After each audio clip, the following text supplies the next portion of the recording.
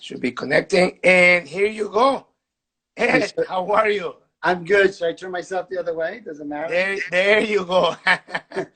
So happy to have you with us. It's a treat to have you. Like I was just saying that we are on the East Coast, you're on the West Coast, and it's a treat to hear from you. For those of you that are joining us and that don't know Ed, Ed is a great friend of mine. Why don't we do this? Why don't you introduce yourself, Ed, so you can let people know where you are and what we're going to be talking about this evening. Well, absolutely. My name is Ed Kaminsky. I'm here in Southern California. We're in Manhattan Beach. It's a coastal city in Los Angeles. Can you hear me okay, Franklin? Yeah, perfect. Good. Yep. So I'm here sheltering in place at home. I run a company, we call our core group the Kaminsky Real Estate Group. We're part of the Christie's franchise. And then about 20 years ago, I launched a company called Sports Star Relocation, where we help athletes relocate all across the country, and how I got to know you so well, Franklin. Mm-hmm. So, yep, that's where we're at. Okay, and we're going to talk a little bit about Sports Star Relocation and all that in a second.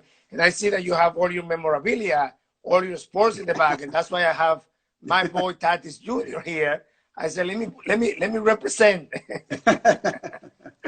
So Ed, you've been in real estate. You said 20 years. I've been in real estate 32 years. 32 years, and with your current company, and now you have the Kaminsky Real Estate Group, which is your small group within your company, and that's been 22 years. Manhattan Beach, compared to the people that are on this side of the world, in Orlando, Florida, where I am, average price point where I am right now, we are looking at probably 280,000, 290,000. I know where you are, that would be probably a mobile home, maybe. Well, that's the gas for the mobile home.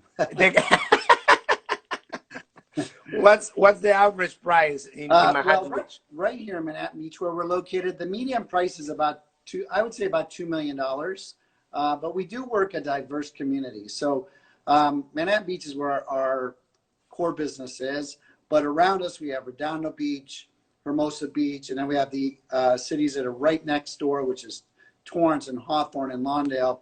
And you can actually still go in there and buy a house for $650,000. You can buy a condo for $500,000 in some places, and you can go on the beach and spend $20 million. So we really work in a price range of $500,000 to, there's no limit as high as we can go.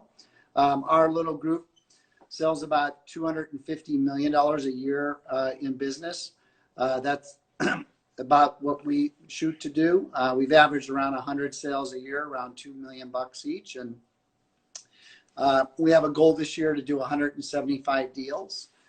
We got kind of smacked in the head with this COVID-19, and we're readjusting a little bit, but I actually got off a call this morning that I think it would be good for you to hear, because one of the guys was from Florida and another young lady from Oklahoma, and she said that the gentleman in Florida said that his business has gone through the roof the last 7 days.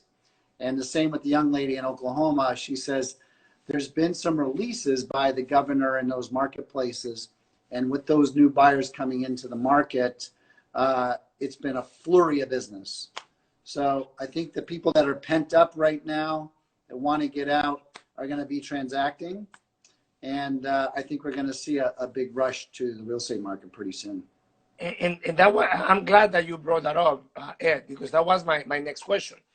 A lot of people that are in real estate in smaller levels, and a lot of people that are panicking around this time, thinking that the real estate market is suffering, that people are not buying, people are not selling, which I don't buy and I don't believe it. I see that we are in a global health pandemic, which has nothing to do, with real estate directly, like we had in 2008. That it was 100% in economy pandemic. What do you see? I mean, and I'm glad that you mentioned that. First of all, I think there's three audience members when you're answering that question about how is the real estate market affecting you personally, right? Mm-hmm. So you have to think of from a real estate agent's perspective. Can this destroy you? Can it destroy your business? It's all between what's between your ears. What is your mindset? What are you thinking about? This is an opportunistic time to connect with your clients, to be there for them, to show them the knowledge you have in the marketplace, to talk them off the ledge if they're nervous or they're scared. It's a chance to just really be helpful for them in their situation.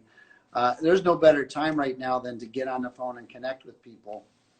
From a consumer standpoint, I've heard continual news about real estate being what's going to drive us out of this likely recession that we're going to walk into due to the loss of jobs in the marketplace, due to the economy fully stopping.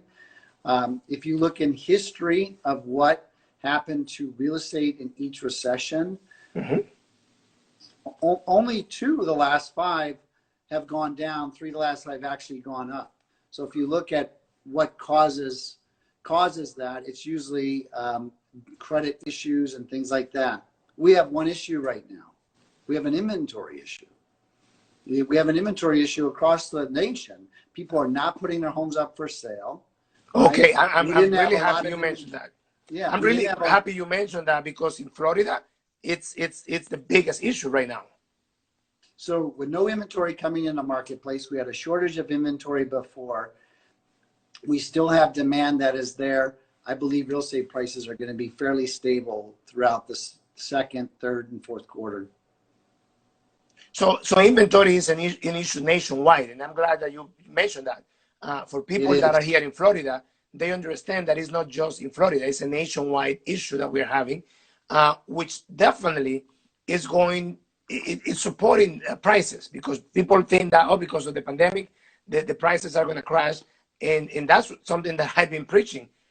In order for prices to crash, we need to have a flood of inventory of homes for prices to come down. Would you agree? We need a flood of inventory, and we need no demand. So if there's no demand and increased inventory, we're going to have a depression in prices. We'll have a decline in prices. But if the inventory comes up but the demand is still there, the prices will remain constant. Absolutely. Now, absolutely. We may see a change in the commercial industry because the commercial real estate, these small mom and pop shops from around the globe are really being hurt right now. Mm-hmm. And so you could see, and we've all learned to work at home. We've learned to work remotely. The thought of going into an office may be changing for people. So I think the consumer's probably not going to be using as much commercial real estate for a short while than we've seen. So that could get hurt. From a realtor standpoint, and you mentioned that we have in the audience real estate agents and we have consumers, friends that are just joining us. From a real estate standpoint, what would you say is the biggest? Okay. From a real estate standpoint, what would you say? No, I said from a real estate standpoint, what would you say has been the biggest attribute to your success as a realtor and as a company, as a group that you have? There's no question. It's been an absolute night and day passion and commitment to the success of our clients. It's just we live and breathe that, right? Wake up every day trying to figure out what can I do for our buyers, what can I do for our sellers, and what can I do to make sure I'm connecting with people.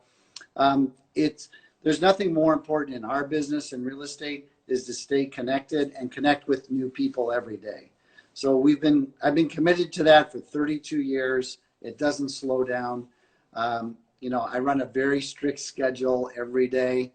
I get up early in the morning. I do my workouts at 5 a.m. and I'm getting my notes and my plans ready by 6:30 a.m. And by 7, I'm really hard into work, and 8 o'clock I'm on the phones. So, and that's been consistent. I'm on the phones from 8 to 11 every morning with my clients, connecting with them, answering questions, calling new ones if I don't know them. And then the rest of the day takes place after that. Which I'm glad that you mentioned for the people that are listening to us, and people that are going to probably listen later to the recording that we have, that after 32 years, you still have a schedule, you still make your calls, you still talk to people. That we think in these days that is just sending a text and putting something on social media, which is great, but we still need to talk to people. You have to talk to people, and it's been even more prevalent in the last 60 days in this situation, because you can send so many emails and social media posts and texts and things like that, but until you hear that voice, someone that cares, someone that knows what they're talking about, providing knowledge of what's happening on the inside of the real world in the marketplace, those type of valuable conversations have been critical. And this new form of communication, which I'm learning about, this is my first dual Instagram live thingamabob, whatever it is, and you introducing me to that. So thanks for being ahead of the curve on that. But we're doing a lot of Zoom, right? So Zoom has been our new way of communicating with our clients, where we have to socially distance. But that closer connection is really going a long ways right now. And it's an honor for me. I'm going to be in the history book as the first live with Ed Kaminsky. So thank you for the honor. So Ed, originally you are from Manhattan Beach, from Los Angeles area. That's where you grew up? No, I was born and raised in Cleveland, Ohio. Okay. I was I guess you could say it was a poor family now looking back. And when I was 18, I headed west. And, I grew up with not a lot, really, honestly. But I had dreams. I had dreams when I was little. I said I didn't want to be confined to the budgets I was confined to. That was always my goal, right? And when you're a kid and you only have 50 cents and that's it, right? You're confined to those limits. Mm-hmm. And so as I grew older, I wanted to be able to say to myself that I can have anything I want whenever I want, without any regard to having to think about it, without thinking about a budget. And so that's just been ingrained in my head as a child, that I haven't been able to break, to be honest with you. And, I can't buy anything I want today. I do really well compared to a lot of people, but if a jet happened to pull up on my street for $50 million, I can't buy that today. So there are still some little limits. There's always limits, right? So, and I'll tell you, one of the things I'm going to tell you, and anybody else that's listening, it's the people you surround yourself with that allow you to get outside your comfort zone, to think a little bit differently, to think a little bit bigger. And the more you put yourself around those people, the more you realize what your true potential is. Because I always look at everybody. If they can do it, I can do it. If you know how to put on an Instagram live, I certainly can figure this thing out, right? So I constantly am just looking at what other people are doing. How are they doing it? How are they thinking about it? What's their mindset? How can I adjust to become even better in the way I do anything that I do? Absolutely, absolutely. I have a question that I don't want to, let me read it. It's a question to you. It says, Ed, how do you deal with setbacks, and how do you keep your clients positive through this pandemic? Well, two big questions, completely different. So setbacks to me are learning opportunities. I don't look at them as negative. I look at them as, what could have I done differently, and what am I going to do right now to make that happen? That's all it is. So it's just this glass right here fell on the ground. It's broken, and why did it fall? It's because I just dropped it and held it wrong, or whatever it is, right? So I'm just studying the cause of the breakdown and what I can change within myself to help that happen. And sometimes that means educating my staff differently. It's coaching differently. It's talking to my clients differently. It's getting up earlier and making sure things are right. When it comes to coaching clients, you've got to be the calm in any situation. You cannot be attached to the outcome of the situation. So I find too often real estate agents especially are so attached to the transactions staying together that they lose sight of fixing the problem, right? So when you can just step away, be comfortable with whatever direction the deal goes, and coach your client along that mindset, then the deal can smoothly go in the right direction. And believe me, I know a lot of realtors that need the deal. They need that commission check. But honestly, if you can just detach from the outcome of it falling apart and identify the issues at hand, it's a lot easier to solve those problems. Yeah. And I would say when you detach to the transaction and you are not attached to that commission check, like you mentioned, you can focus more on serving that client and providing a service, which at the end of the day is what make a long-term career and a long-term relationship with that client. 100%. Do you agree? Yep, 100%. Yeah. So one thing, back to what you say, growing up in Ohio, one thing that I want to mention to some of the people that are watching us, that a lot of times for people like myself, that we come from other countries, we believe sometimes that the only ones that have limitations are us, the immigrants, the ones that come from other countries. And I, after almost 25 years living in this beautiful country that I could call home, I can see, yes, that there are people with limitations here and all over the world. In Dominican Republic, growing up, normally people have that mentality that growing up or being born in the United States, that automatically puts some bread under your arm for sure, and that's not the case. That is not the case. So, what brought you to real estate? How did you start working in real estate? Great question. So when I first came out to California, you know, it's funny. I would look up to my dad with whatever he was doing and was going to get in that industry. The problem with his choice of industry was he would change it every 2 years. So every 2 years, I was going to be a termite guy. I was going to be a hamburger maker. I was going to be this. So when I graduated high school, he happened to be in the jewelry business. So for those moments he was in the jewelry business, I went to California, which had the only gemological school available, the GIA, and I studied there and got my gemological degree. And so I was going to work with him, but by the time I graduated, he was off doing something else. So he was in Houston, so I decided to go out to Houston, Texas. He had moved down there.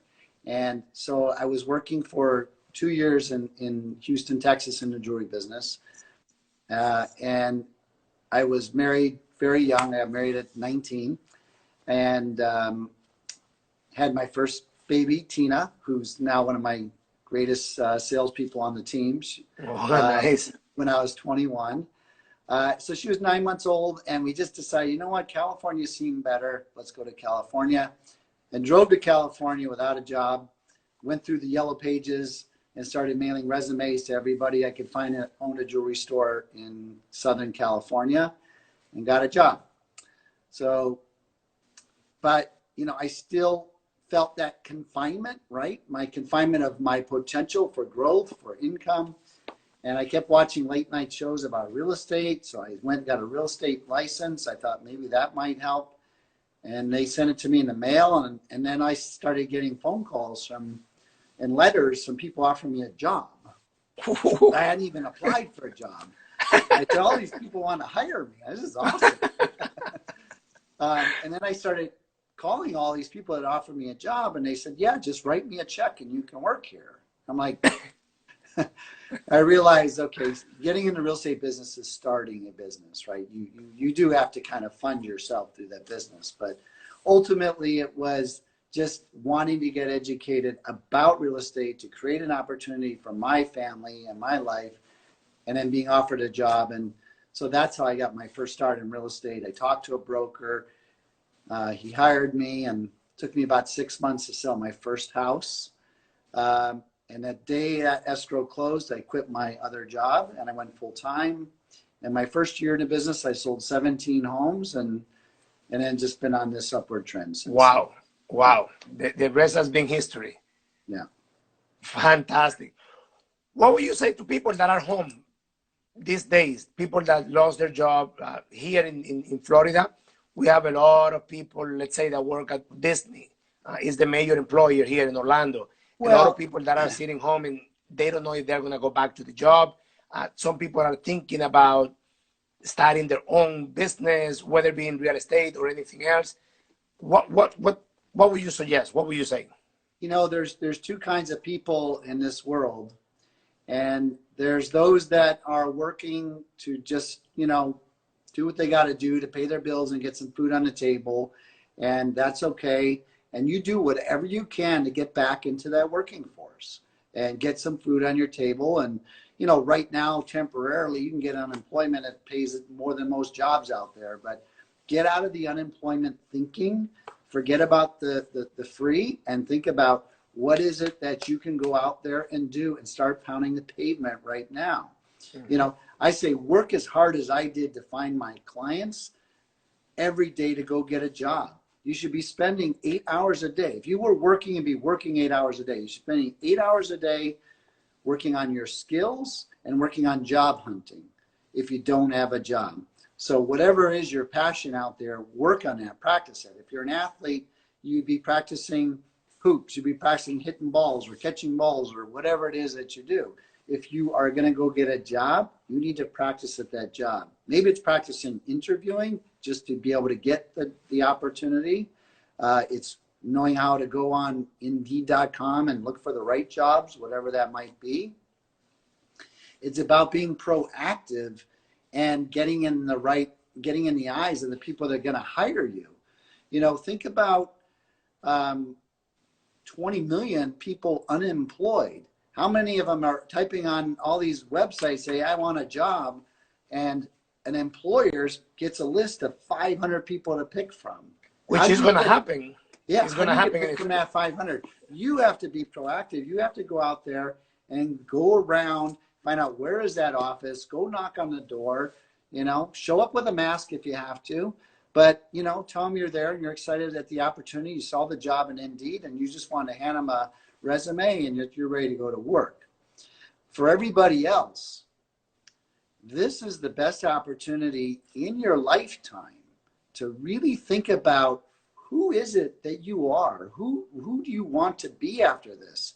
If you got kicked down to the curb right now, was your job the best thing you've ever had? Is it the greatest experience you had every day when you woke up? If it wasn't, now's the time to make that change. Look at this as an opportunity to look for the greatness within yourself and go into the industry you know that you would be happy in, that you would shine in, that you can create future opportunities for yourself and for your family. And that's how you have to look at this right now. There's so many people that are upset that this happened to them. You have to stop that thinking. What's happening to you, you are creating in your own mindset. Mm-hmm, mm-hmm. What you want to happen, you can make happen. So start out by slowing down, writing down what is it that you really want. Write it down. It doesn't have to be crazy like the end all be all job in the world, but who are you really? What do you really want to do? And then start seeking out those type of positions in the industry that you want to go to work in. I think we got more things that we're going to talk about, but I think this call can end right here. And with what you just said, I think you hit it right on the nail, because it's such a great point. People that have lost their jobs, people that are crying because of what happened, and I understand, and it's sad. But like you just said, you can see it as something negative, but it could be an opportunity, as an eye-opening, as an awakening moment for you to wake up from a job that probably you were just doing it to pay your bills. That exactly. Is something that you don't really enjoy what you were doing, and this might be an opportunity to really do something that you really enjoy doing. Zach and our friend Lilibet Vasquez is right there from here in Orlando. Welcome, welcome. So great point, Ed. I'm really glad that you mentioned that. So real estate, Los Angeles, success, all that good stuff. Sports Star, and for those of you that are just joining us, Ed is the founder of SSR, Sports Star Relocation Network, which is a network that I have the honor and the pleasure of being part with Ed and some other great agents around the nation. How does that start? How do you get the idea of Sports Star Relocation Network? And tell people a little bit more, what is a Sports Star Relocation Network? So Sports Star Relocation is a company that's dedicated to the relocation of athletes when they're drafted, they're traded, or they become a free agent. And we help them with everything from helping them get moved to finding their new home, to selling their existing home, buying a new home, leases, just anything around a full service operation around this relocation business. How did it get started? You know, it's like anything else with me. I am a competitive person. I can't help it. And, you know, there was a time when I got a player, and then I got another player here in LA, and I did a really good job for them. And then I started seeing some issues happening with other players that we weren't helping, where maybe they were put into a property somewhere and they had trouble getting out of it. And I think maybe they got some bad advice along the way about, you know, I saw a deal happen in Florida where they bought a very expensive home in an area that was kind of, you know, so-so. And then they got traded a year later and they couldn't sell the house, right? Mm-hmm, mm-hmm. So I just decided there's got to be a better way to take care of these guys. And not just from the real estate aspect, but from the full concierge level of service. So why don't we build a service company that just can't be competed with, that can really take care of these players, number one. Number two, find the best real estate agent in every marketplace that already has experience working with players, understands what the wives needs, and let's just network together and keep them within this group. So when we do get a player, then I can refer them to someone like you in Florida and say, hey, listen, take care of this guy. You know how they think. You know, he may only be there a year. Don't go sell him a $10 million home. Just get him in a short-term lease right now, whatever it might be, right? So I built what I feel is the greatest and most trusted agents across the nation within this network. And so each of their jobs is to go out and build that reputation and relationships in their own marketplace, using our Sports Star brand and taking care of the players in a great way and meeting them and connecting with them. And we do it here in LA, and, you know, with the ultimate goal of just making sure these guys are well taken care of. Which is something that, I mean, I have a lot of passion for. Like I mentioned before, growing up in Dominican Republic, probably the same thing was happening to me, that I took care of one player and another player here in Florida, and never have that great connection with the network. Because sometimes, I mean, it's not the same working with an athlete when you know what they're looking for, what the families are looking for. Then it's not the same when you're just a real estate agent that are used to general real estate. So there are some certain needs and things that the families need and that you're not accustomed to. And goes hand in hand with what you just said, that is not the same. A lot of time with these players, you just need to help them with a rental property. Right.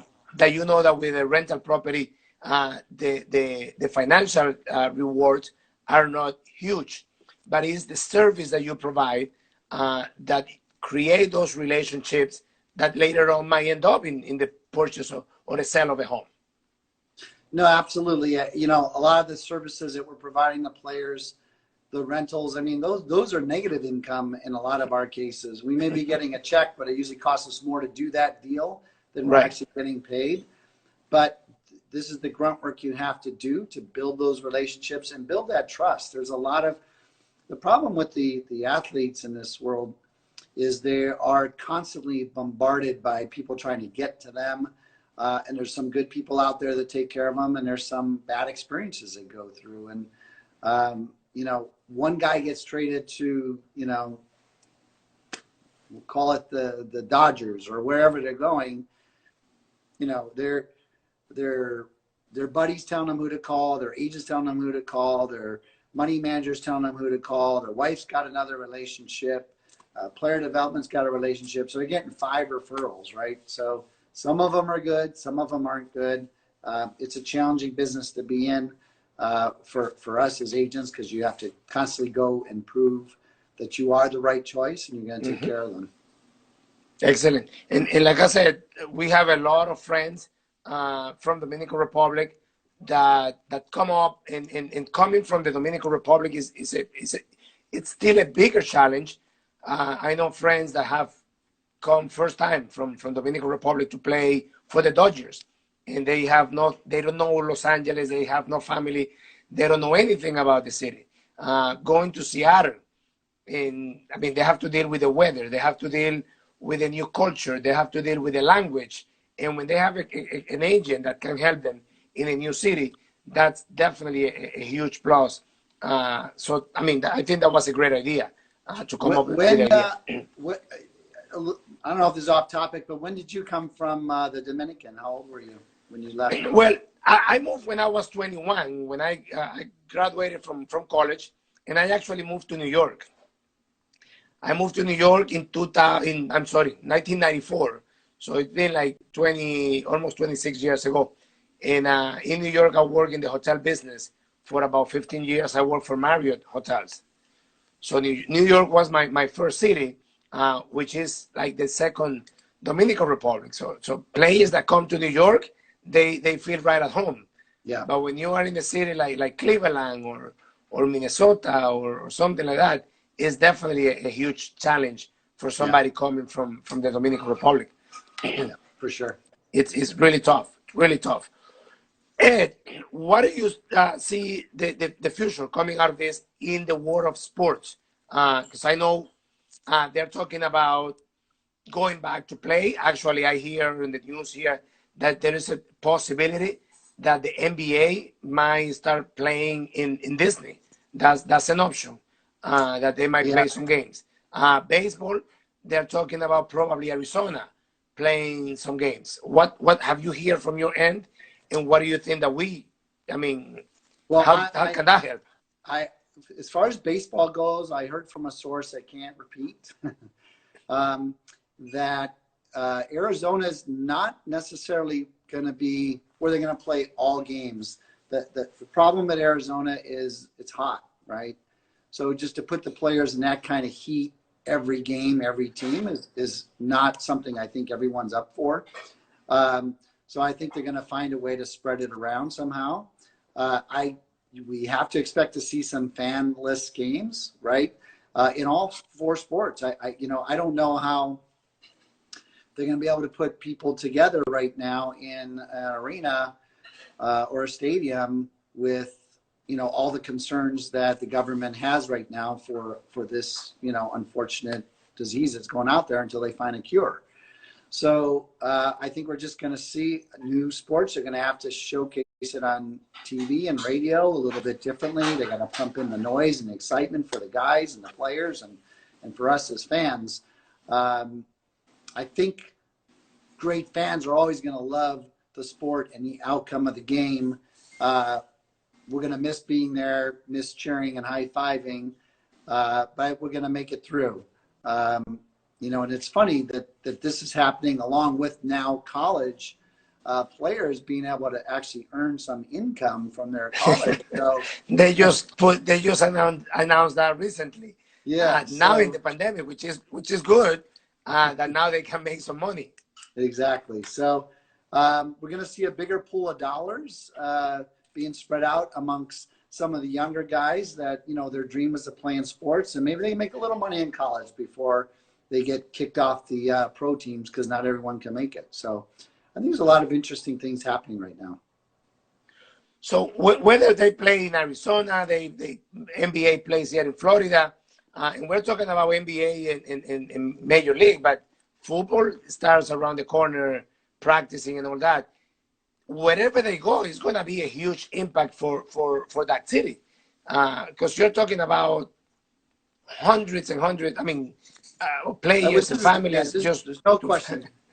There's billions of dollars that are going to be quite mixed up right now with, without the fan base, without the seat sales, without the ticket sales, without the food sales. That's a lot of lost revenue. So they're going to have to figure out something, and whether they get it out of television or radio or some other mechanism.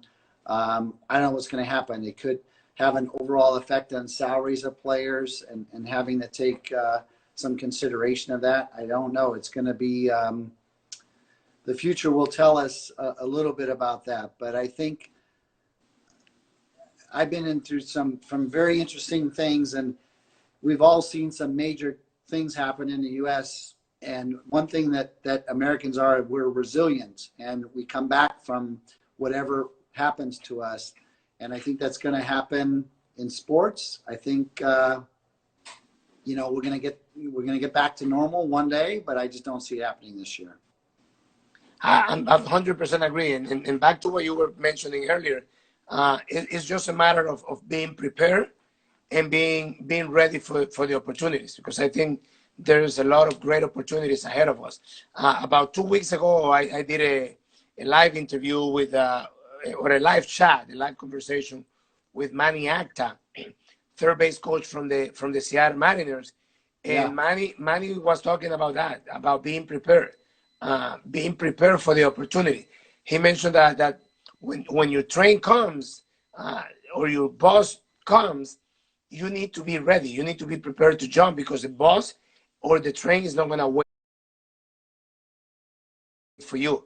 So I think this is the time to be prepared and to get ready.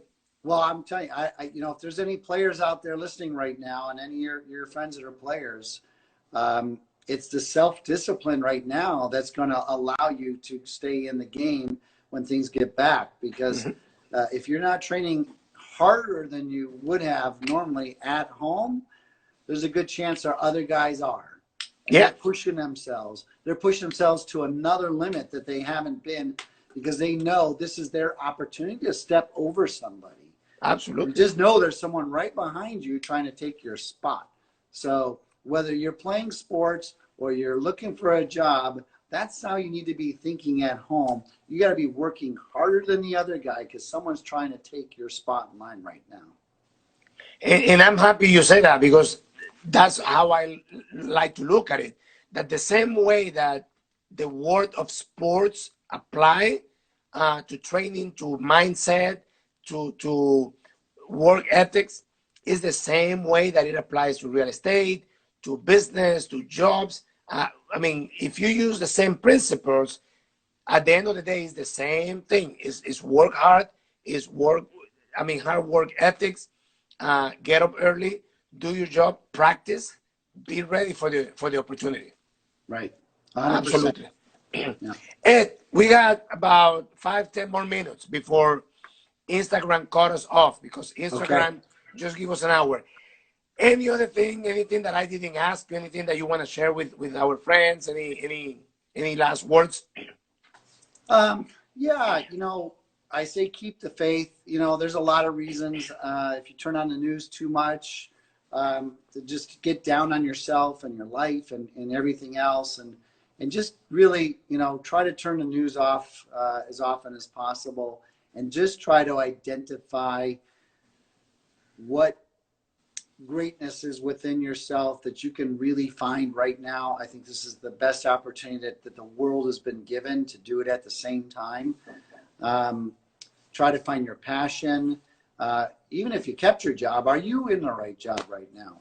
Right? Really look at everything, and just try to find where you can grow. What can you do to improve yourself? Is it pick up a book? Is it exercise? Is it eat better?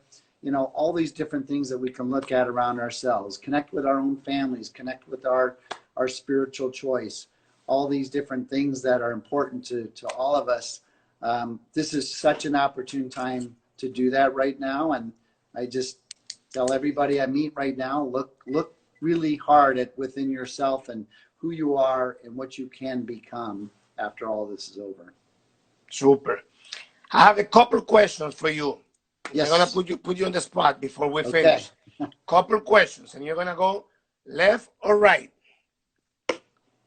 Dodgers, Angels. Dodgers. 100%. 100%. Okay. Lakers, Lakers. Let me finish. Rams, Chargers. Rams. Okay. Sushi, taco. Ooh, taco sushi. Sushi taco. A combination.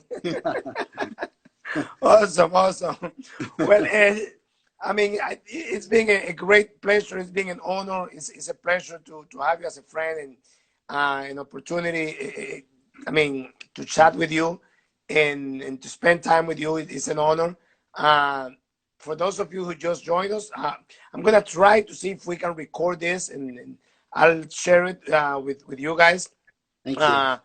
But thank you for your time.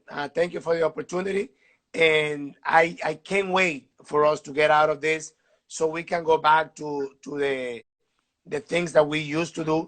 There's somebody there that says tacos. Somebody is rooting for the tacos. So, hey, Sean, thanks for jumping on. I appreciate it. Definitely, we would love to see, I mean, get back to the things that we love to do. Go back to traveling, go back to meeting people, go back to sporting events, go back to eating out. Believe it or not, we used to do that. For those of you that forgot about it, we used to do it. And pretty soon we're going to be able to do it again, hopefully. Dinner and a movie, right? That dinner and a movie. The good old days. Absolutely. Well, Ed, thank you very much, my friend. It's been an honor, and hope we can do it again soon. Next one, we're going to do it in Spanish. Yeah, hola. Bueno. I got you. All right. I'll thank you, my friend. Hey, thank you for having me on. I really appreciate it. It's so great to get to know you and be your friend and know that you're taking care of our guys down in Florida. We appreciate it. And you have a blessed weekend. Absolutely. Thanks. Big hug in the distance. All right. Take care, my friend. All right. See ya.